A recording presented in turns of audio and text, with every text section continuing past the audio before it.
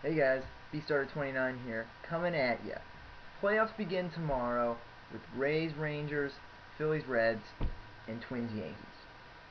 Now I'm not really going to get into those right now. I will give you my predictions right here. I'm calling the Rays in 4, the Phillies in 3, and the Twins in 3. Yes, I'm not buying into the 9 straight losses in the ALDS against the Yankees. The Twins will this time finally win. But aside from that, I'm focusing on tomorrow's series.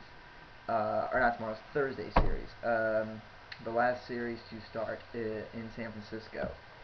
The Atlanta Braves are going to take on the Giants at 9:37 Eastern on TBS. Oh, TBS, I think I just gave you free advertisement, so moolah.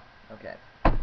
But we're going to have Derek Lowe going up against Tim Lincecum, the freak, franchise, and I just heard the Seabiscuit. I'd never heard that nickname, but I would see it as kind of an insult.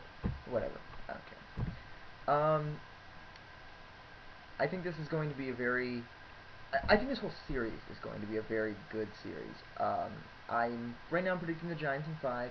I know I'm representing the uni, but you know, I don't know if the Braves can do it. Their offensive inconsistencies might prove to be too much, even though the Giants don't have that strong of an offense themselves.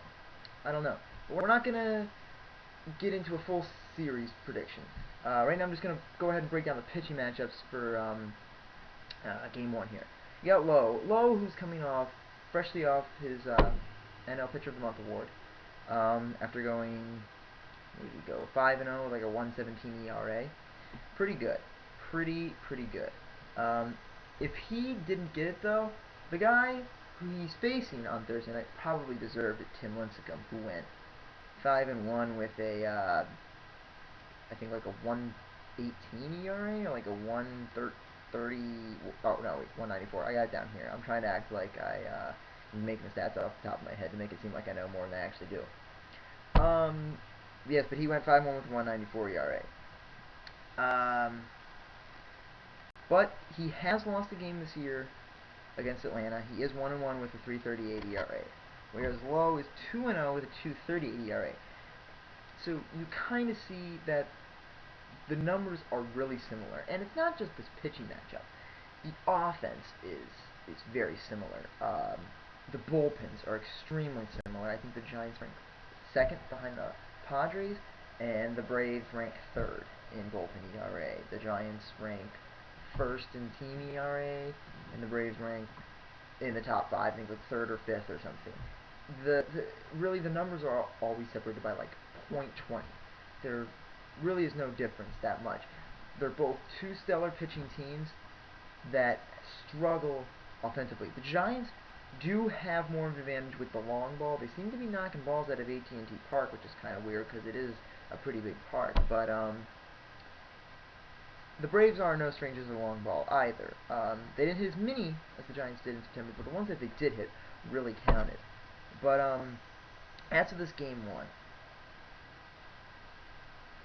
it's going to be a tough one. I think Lowe, with the experience that he's got in the postseason, he has won a World Series. You know, he's been to the playoff multiple times. He's pitched through this. Tim Lincecum, not you know, ragging on Lincecum at all, but my honest opinion is I think the pressure of the postseason is going to at least get to him in the Game 1. He might get rattled a bit. He may not blow up. I'm not saying, oh, he's going to give up 7 runs and go back to his 7.82 ERA in August. I think that's correct, and I made that, and I just remembered that from earlier. So, haha, it's not written down here on this whiteboard. No, sir, I know my stats. I'm not saying that he's going to blow up, but he could give up around 3 runs, maybe 4, and that would be quite a lot, but 3 runs, and if Lowe's sinker is on, and he's pitching like he was in September, I think that might be all the Braves need in this game.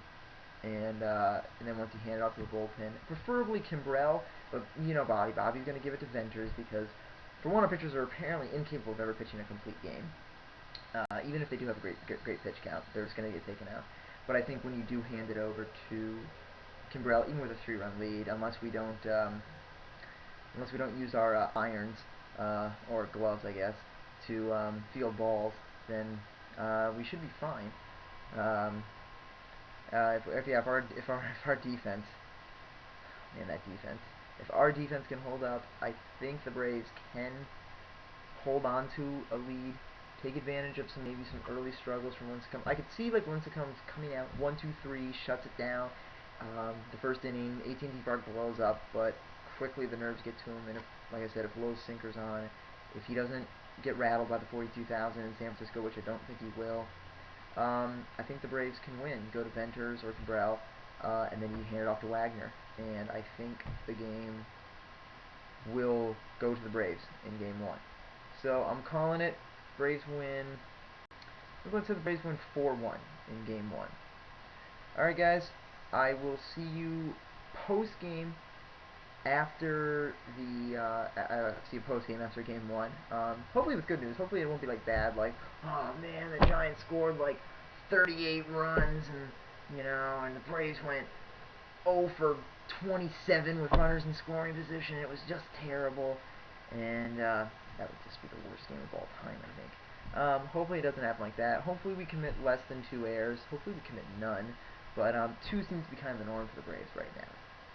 But yeah, I'm really liking the Braves' chances here in Game 1. Braves win 4-1. I will see you guys post-game early Friday morning, most likely here, because it's here on the East Coast. So I mean, the game will probably be over after midnight. So I will see you then, hopefully with good news. Oh yes, go Braves. Alright guys, peace out.